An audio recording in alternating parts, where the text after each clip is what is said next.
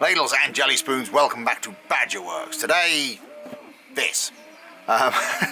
This is a trumpeter branded, or a Master Tools branded, which is trumpeters, display case, mainly built for 1/24 scale cars or slightly different scale tanks. And you might be thinking, what have I got with this? Is he going to build another diorama? Well, yes and no. For those of you who have been following along, you may have noticed the diorama, and that was in one of these cases, but it was mounted on a box which contained all the electronics and everything. And I've had people say to me before, how do you make these boxes? So I thought what I would do is, while I was making the box for that diorama, I recorded it, and here it is. So this is going to be how to make a box. Bit of woodworking. Can't beat it.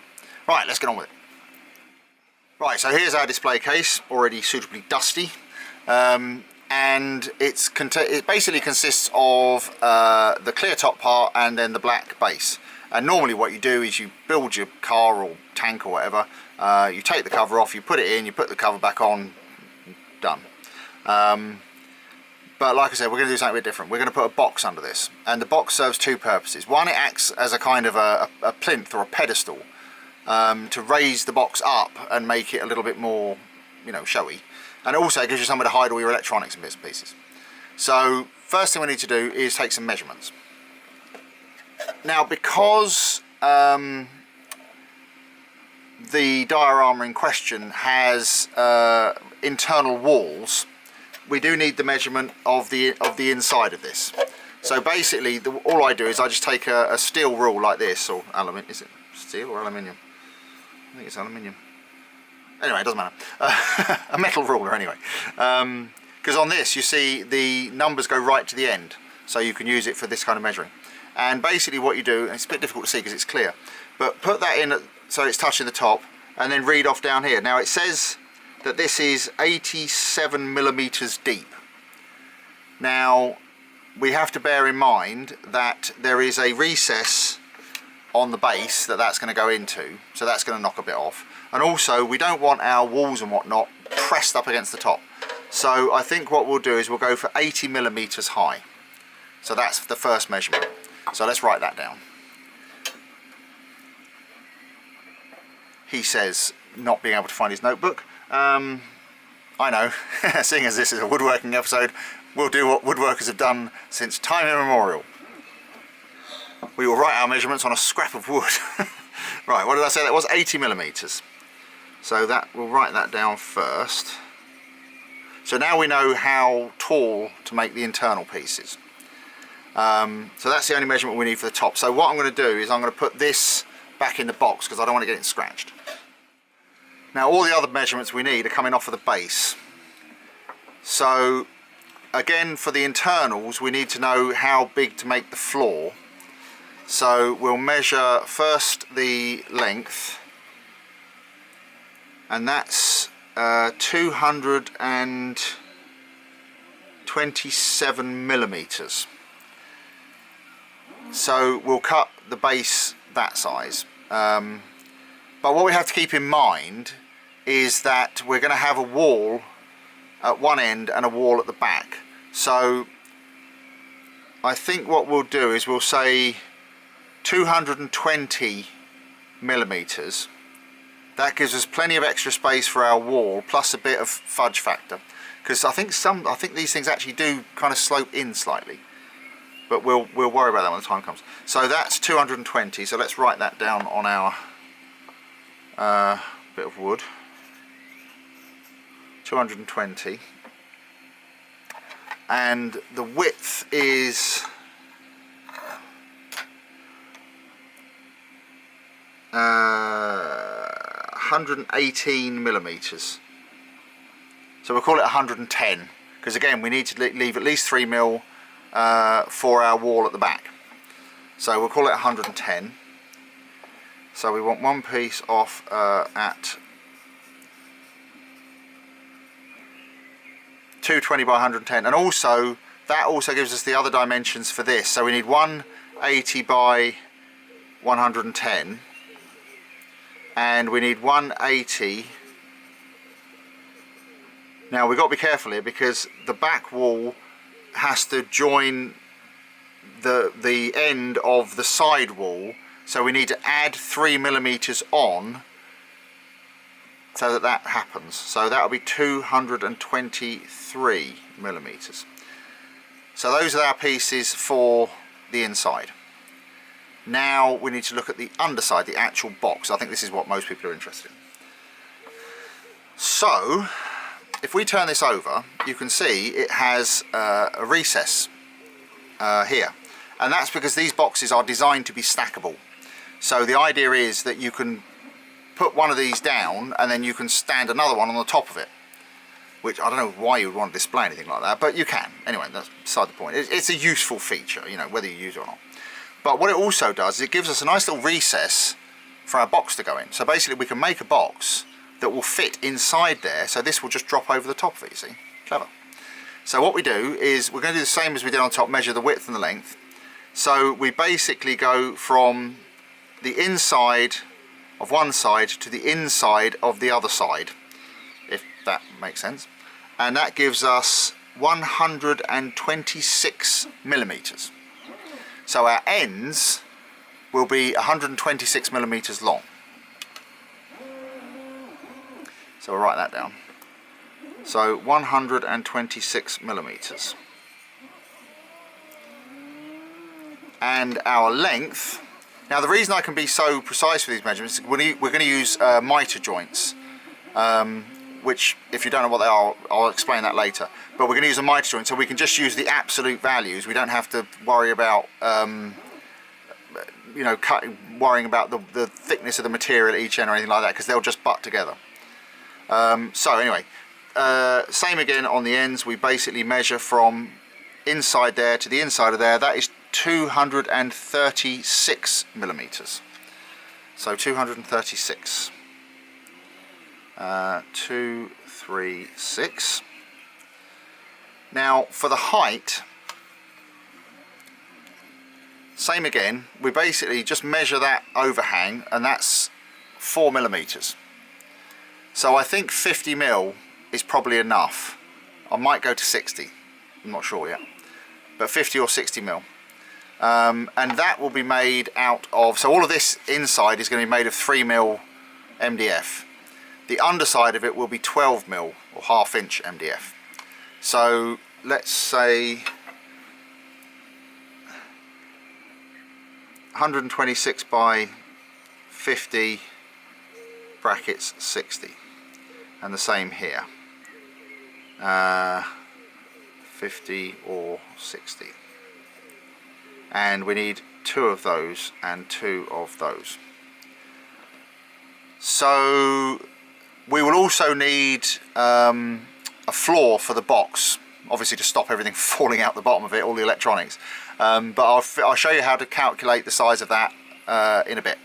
So let's go and have a little whistle stop tour of the workshop and cut some of these pieces. Right, so this is my table saw. We're seeing all kinds of bits of the workshop in this video. This is made by Ryobi. I'm just trying to think how old this is now. I think I've had this table saw for about 20 years. It's the first one I ever bought, and it has stood me in good stead, although it does desperately need a new blade. The blade on it is absolutely demolished, but it'll do for what we're doing today.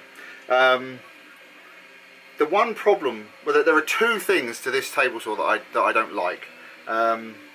It has an aluminium bed, which is fine because you don't have to oil it like you do with a cast iron bed, but it means that it doesn't have an insert, so it means you can't use like a stacked dado head cutter or anything like that, which is slightly annoying. It also means that in order to change the blade, you have to unbolt the table saw from the stand, flip it over to change the blade, which is one of the reasons why the blade in it is so up the chute, because I can't be bothered to change it, quite frankly.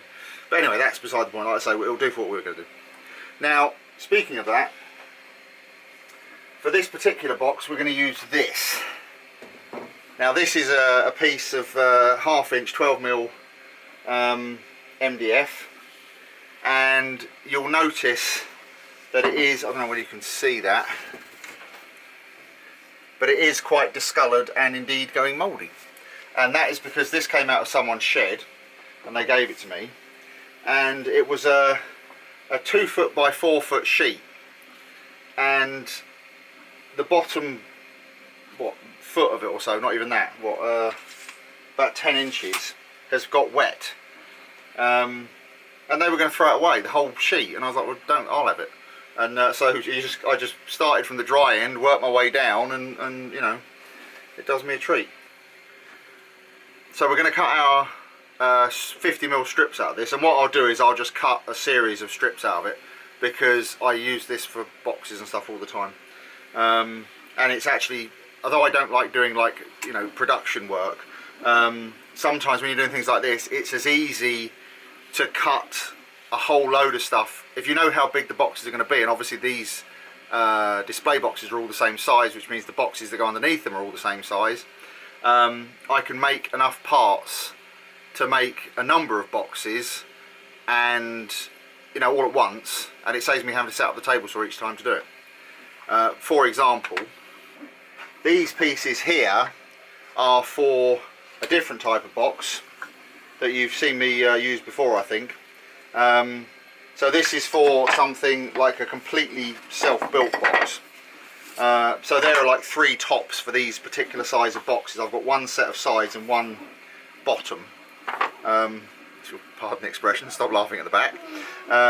So that's just ready, so next time I need a display box, I've got one here that I can just glue up and finish when I need it. But anyway, that's not what we need today. So to set this up, let's just move this to one side for a minute. What we need to do is wind the blade up,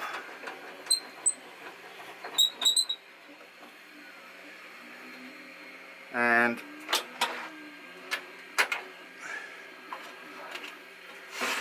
slide the fence over, and we want it 50mm.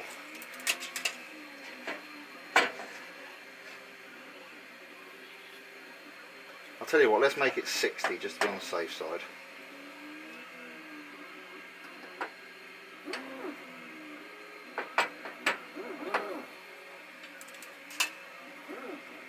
Right, so that's 60mm, lock that down.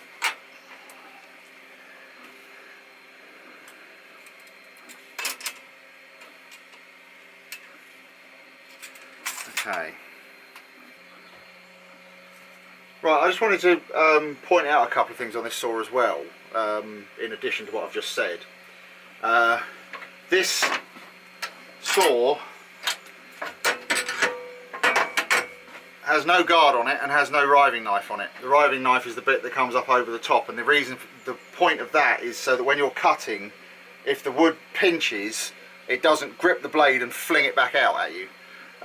But what it also means, if you have that, is it's things, there are certain operations you can't do, like we're going to be cutting some slots in a minute, and if you've got a riving knife on, you can't cut slots, which is why I've taken it off. And it's the same as well, if you have a guard, there are quite a lot of operations you simply cannot do. If you have the guard in place, basically you can make normal cuts and that's about it. So I've taken the guards off of this, but that's something you do at your own risk. What I would say to all you people out there in TV land is whenever you're operating any kind of power tool, make sure you've got all the guards in place. Make sure you don't have any, you've got short sleeve shirt, no loose hanging clothes, hair is tied back, beards are tied back, and most importantly, and I'm going to keep saying this, safety glasses, always wear them, because it only takes a split second to go blind, for something to come flying out and hit you in the eye and either blind you or kill you. So wear your safety glasses. I actually have somewhere, I wish I could find them, I have a pair of safety glasses that I had from years ago, and I kept them specifically. I was cutting a piece of wood on a table saw, and there was a knot in the wood, and the knot shattered when the blade hit it, and a piece of the knot flew out, hit the safety glasses like a bullet, and actually embedded in the safety glasses, and it gave me a black eye because it pushed the glasses back into my face. But if I hadn't been wearing those, it would have at the very least taken my eye out, and it quite possibly could have literally like been shot in the head. So yes, these can literally save your life and certainly your eyesight. So wear them. It takes a second to put them on, and in that second that you can't be bothered to put them on, that's the second you go blind. So wear your safety glasses. Rant over. Sorry, it's just I see people doing things and it just makes me cringe. Anyway, let's get on with what we're doing.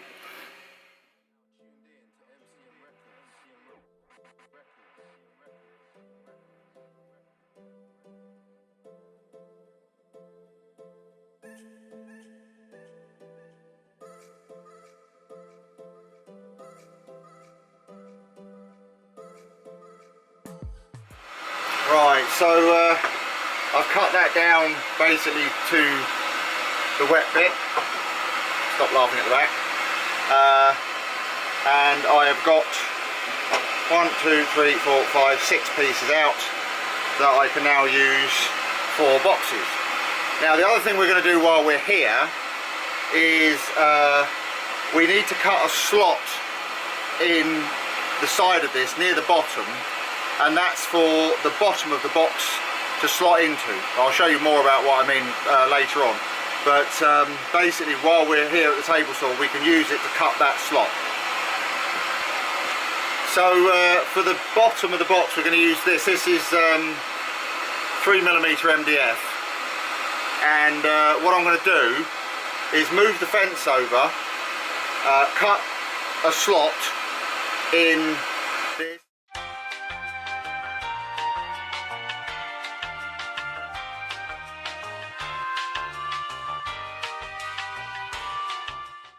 Now to set the height of the blade, you can just use your tape measure, but you can also get something like this.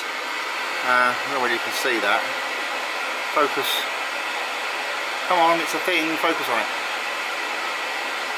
But basically this one's made by Trend, but it's a depth gauge, and you snap that over. You can set what depth you want your cutting tool to be, lock it off, put that over the cutting tool on the bed of the tool, and that allows you to set the height. I'll show you. So for this, because this is 12mm MDF, we don't want to go too far through it, so I'm going to set the cutting height to 4mm.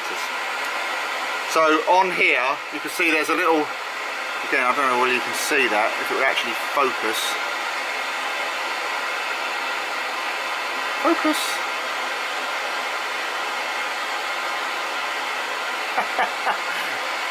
Oh, there we go. So it's both metric and imperial. So you set the depth you want basically by lining up the depth you want with the top of the tool. So I will set this to 4mm.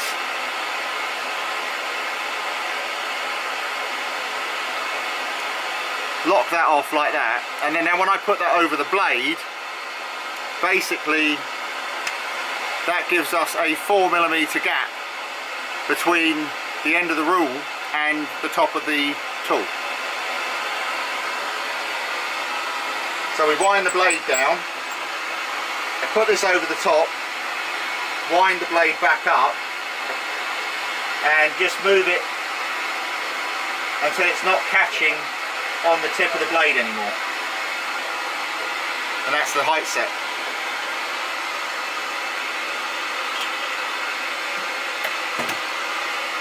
Now we move the fence over to give us our 5mm cut, and run our pieces through.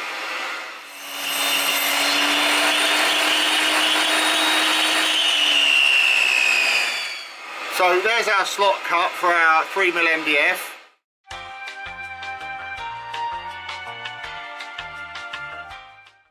Right, so here's another view of the workshop we've never seen before, a slightly messy view that really needs to be tidied up, which I will do. This is the miter saw. This is a power miter saw. It's a sliding saw, so it slides backwards and forwards like that. I bought this 1996 in America.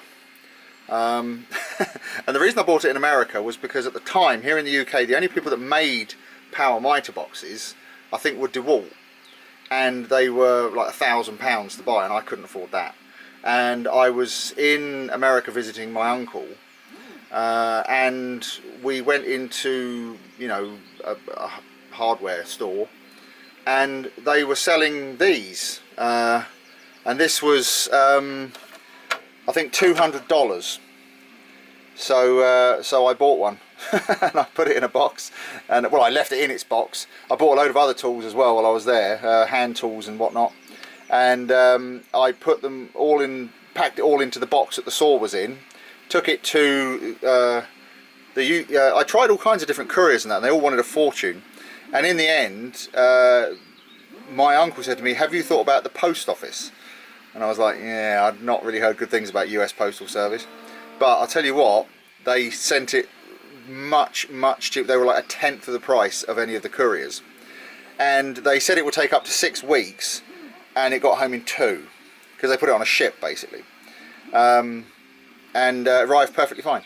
So yeah, so that's what we're going to be using. So what we're going to do now is we need to cut some miters on our sides so that they fit together, because obviously we need them to fit together. So what we're going to do is we will cut, I've got the measurements which we wrote down earlier, so what we need to do first is just cut one end off, then measure it for length, and then cut the other end off. So this is kind of awkward because I've got the camera right in front of me. But again, usual precautions, guards, safety glasses, everything else. I've got the miter box set to 45 degrees, and I will make the first cut, which is, like I say, just to nip the end off. Contact.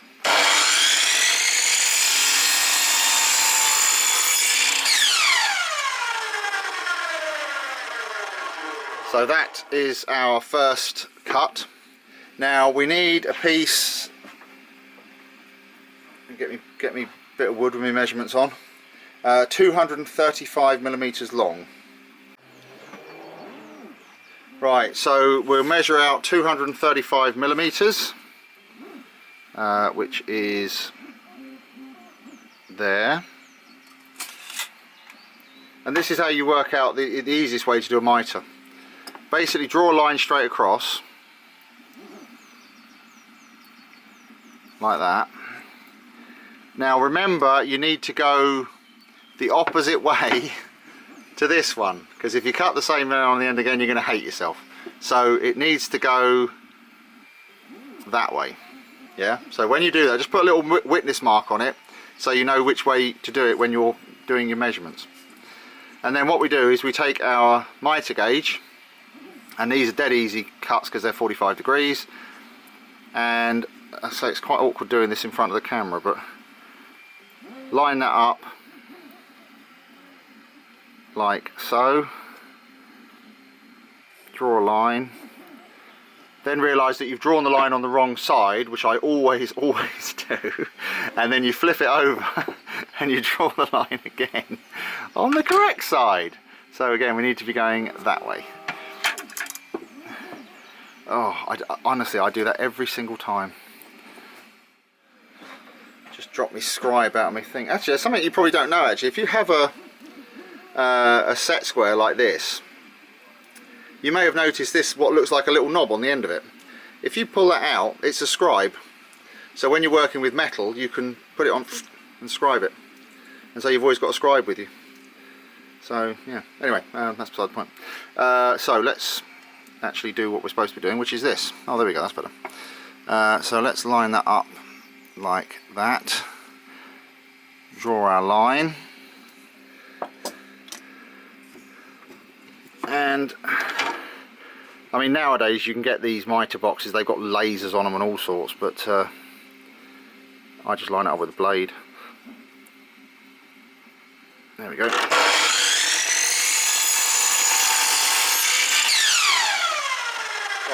so that's the first one. And what we can do now, because we're going to cut a few of these, is actually set up, this has a stop on it. So what I'm going to do is I'm going to set up the stop so that I can cut them a bit easier. So let me just put that on and I'll show you how it works.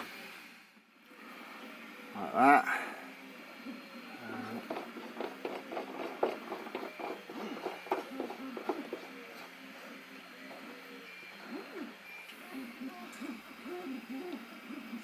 Right, and now we can cut these the same length. If I just take that one out of the way.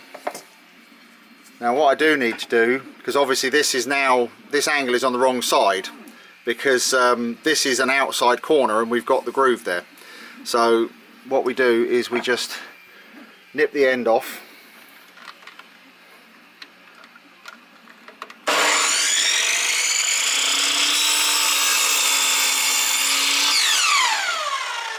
Like that. Turn it over, put it up to the stop, and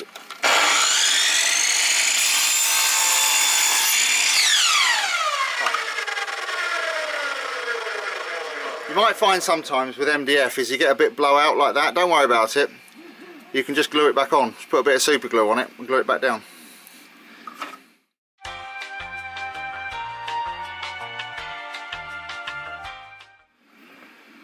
Right, so there's all our sides cut. Obviously we only need 2 for this project, but I've cut a few extras. So there's enough there to make 1, 2, 3, 4 boxes, you see. Now what we need to do is measure out to cut the short ends. So I'll just nip the end of this off.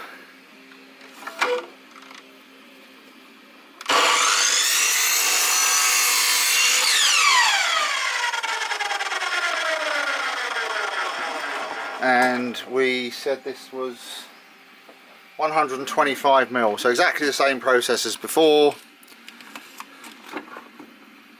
Measure out 125mm.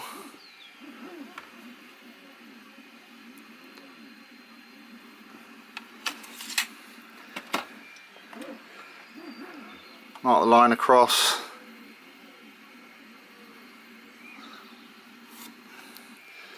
Transfer that line to the top, try and get it on the right side this time,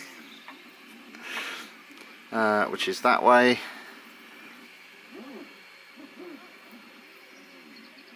Like that. And then we can drop that in there.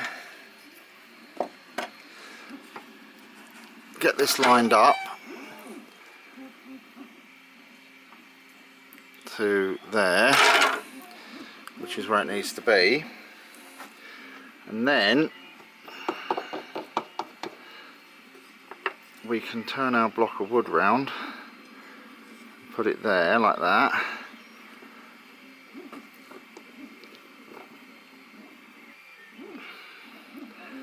put our little scrap back under,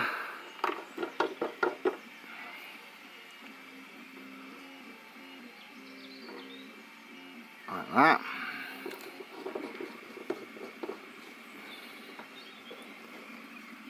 And then we can make our cuts.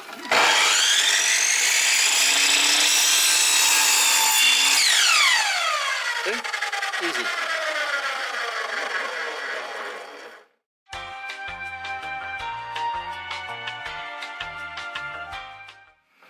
Right, and there's all our bits enough to make 4 boxes. So the next thing we have to do is make the bottom to go into these slots that we cut earlier. Right, now to determine the size of the base, it's actually quite simple. What we've got is where we've cut our slots and we've cut our mitres, what we need to do is take a ruler, drop it into the slot and line it up. Oh, let's try and get that in front of the camera. Line it up with the end of the cut, yeah, if that makes sense. And then we go down to the other end and we look at the end of the cut, and it gives us a measurement of 216 millimeters. So we want 216 millimeters long and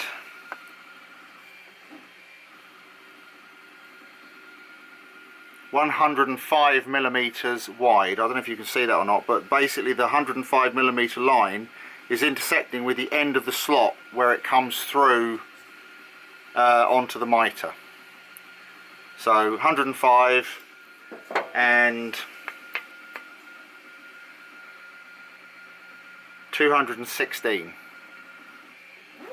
105 and 216. Remember those numbers. So I'm just setting up the first cut now, which is 105 millimeters.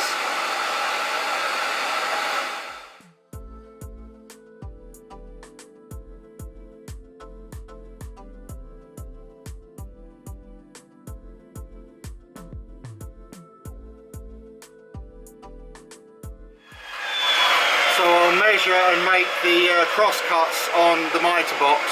But what I'm going to do while I'm here at the table, sorry, is I'm also going to cut the pieces for the base and the walls of the diorama. So I'll do that as well.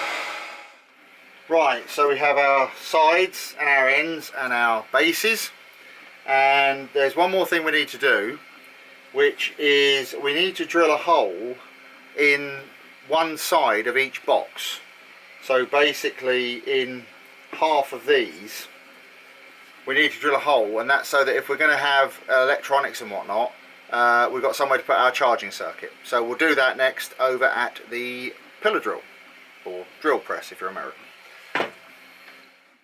Right, so now we're over at the drill press, which you have seen before in previous videos, but this is hopefully a better view of it. Although again, it's going to be slightly awkward for me being with the camera between me and the drill, but that's fine. What I'm going to do is I'm going to make some holes in what will become the back of these boxes, and the reason for that is to fit this.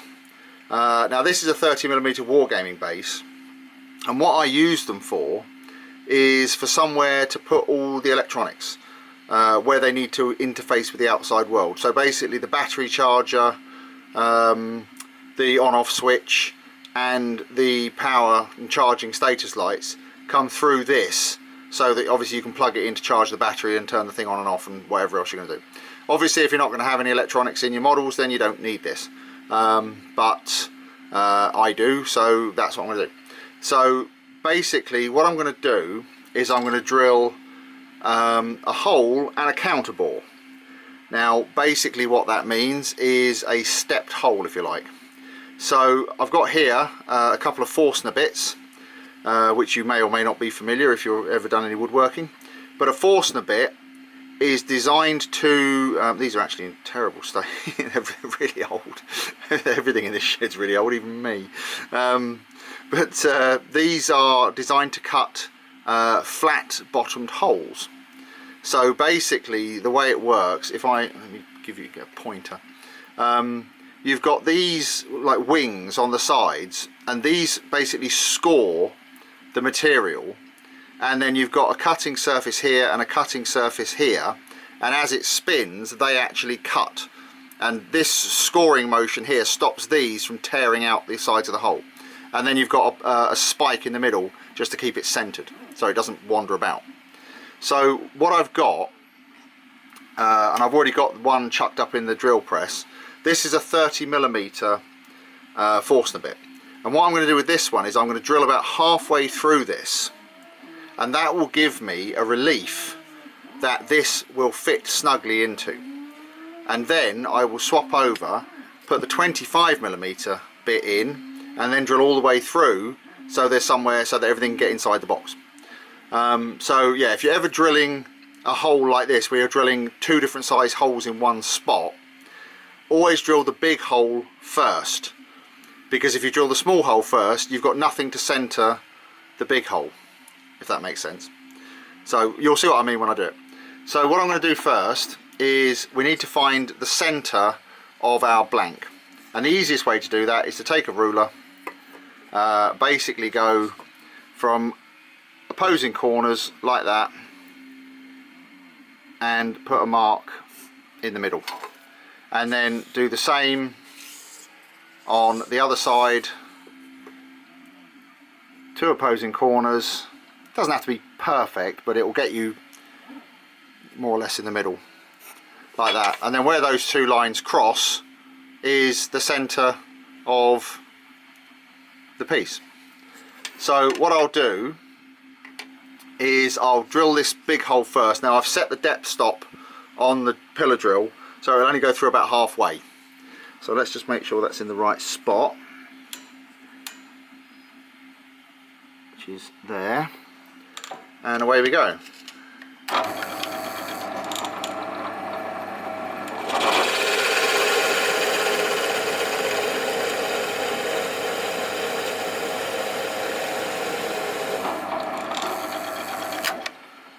And there we go. So we hit the depth stop and stopped, obviously. And now let's just get rid of this fluff, and I'll go back in here again and just tidy that up a little bit.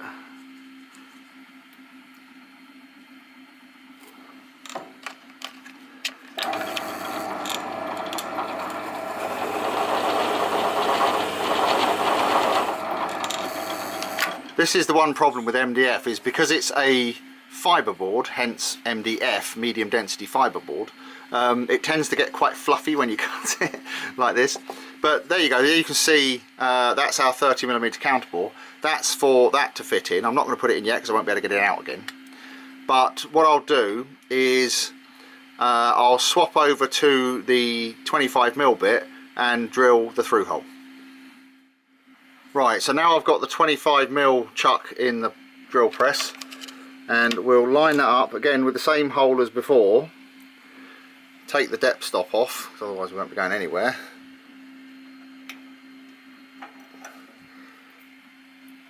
Make sure that's lined up, and now we can drill all the way through.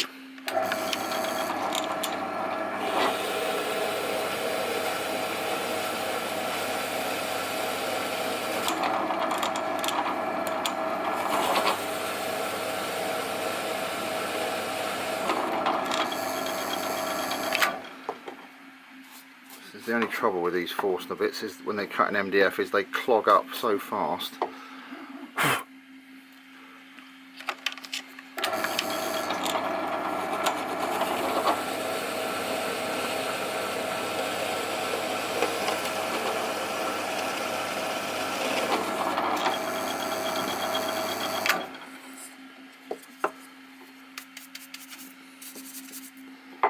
And there you go, there's our through hole.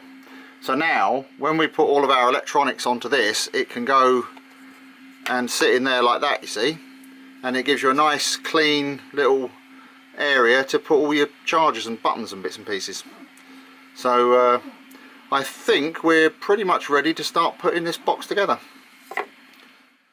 Right, time for a bit of assembly.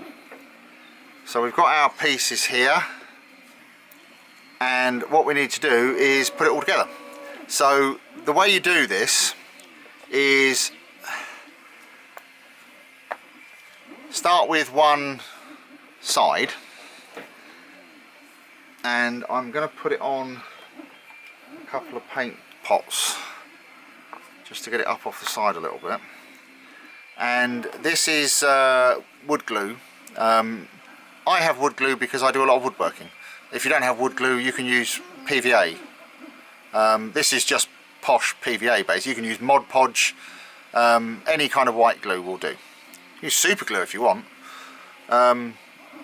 especially with MDF. If you were doing this with wood, super glue probably wouldn't be the best choice because it will soak in too quick, but certainly for MDF you can use this. Now we basically put a bit of glue on the end here like that. Oh, stand up. And then we take a brush, which you may recognise from an Airfix starter kit, and we basically spread that out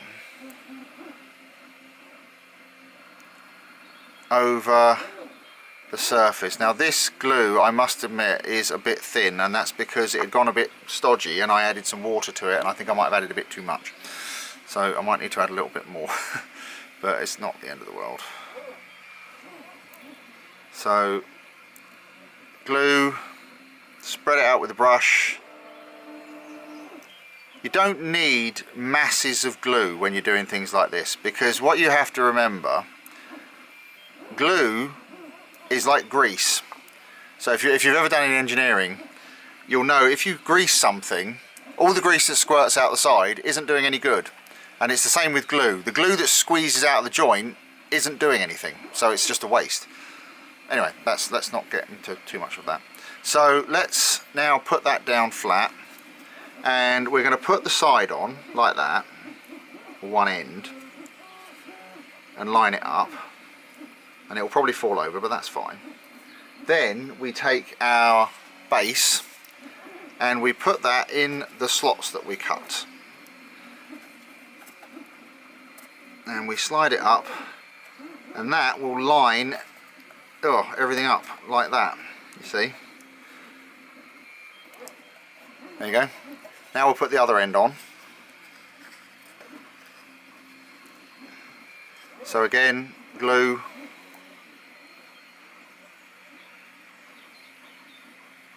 Whoop. Yeah, this glue is definitely a bit runnier than it should be. It should be alright though.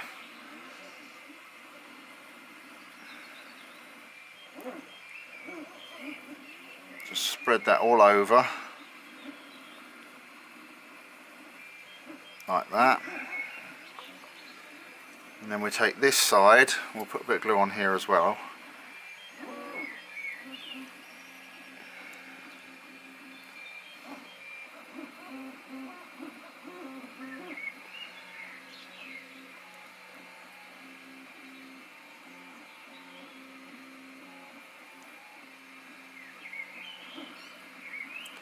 And then we do the same thing, put that on there, squeeze it into place.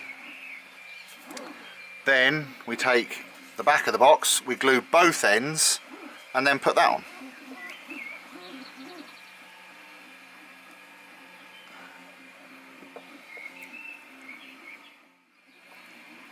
Now we'll put a little bit on this side as well, which is going to be fun because it's so thin it's going to go all over the place.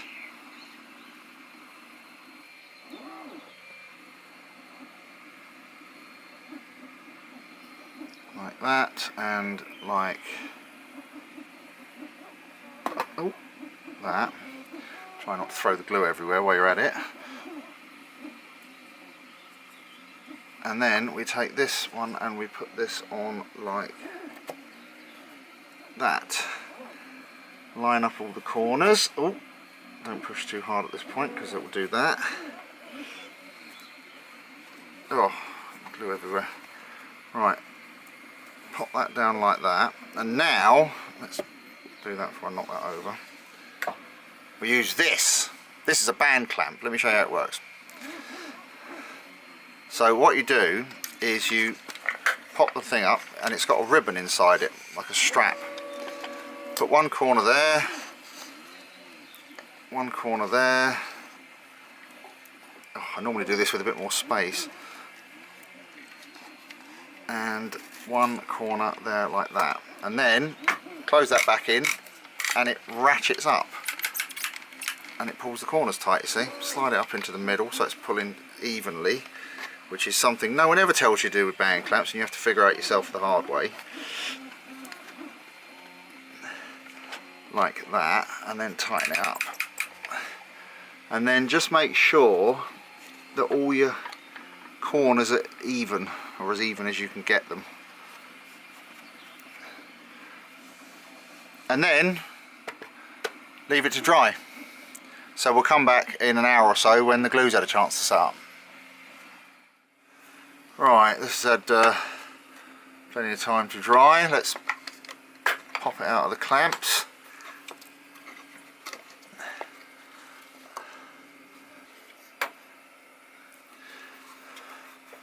Right, that looks pretty good. And now we take our and that just sits on the top like that, you see, and it's a nice snug fit, so it won't fall off, but it's not so tight that you can't get it on and off easily when you need to.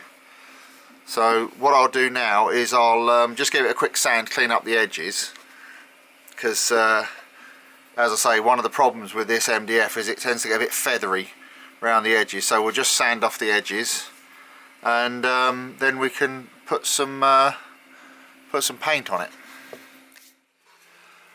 Right, so here's our box. I've just given it a couple of coats of black spray paint out of a rattle can. So there we are. There's our hole in the back for our bits and bobs. So yes, and then the lid, well the base of the case, just slots over the top like that, you see. And there you go. So, and then obviously you've got your space inside for your electronics and everything, or whatever you want to put in there, really. I suppose you could, if you want to, use it like as a little treasure box. You could hide your, you know, put jewellery or something in it, and, you know, anything you wanted to hide, because once that lid's on and it's got a model or a diorama on top of it, no one's going to think there's anything in the bottom of it, are they? So, but anyway, yes, that's it really. How to make a simple little box to use as a base for your dioramas. So I hope this was of interest to some of you. You will see this box in the diorama for which it is intended. But in the meantime, thanks very much for watching, and I'll see you on the next one. Cheers. Bye.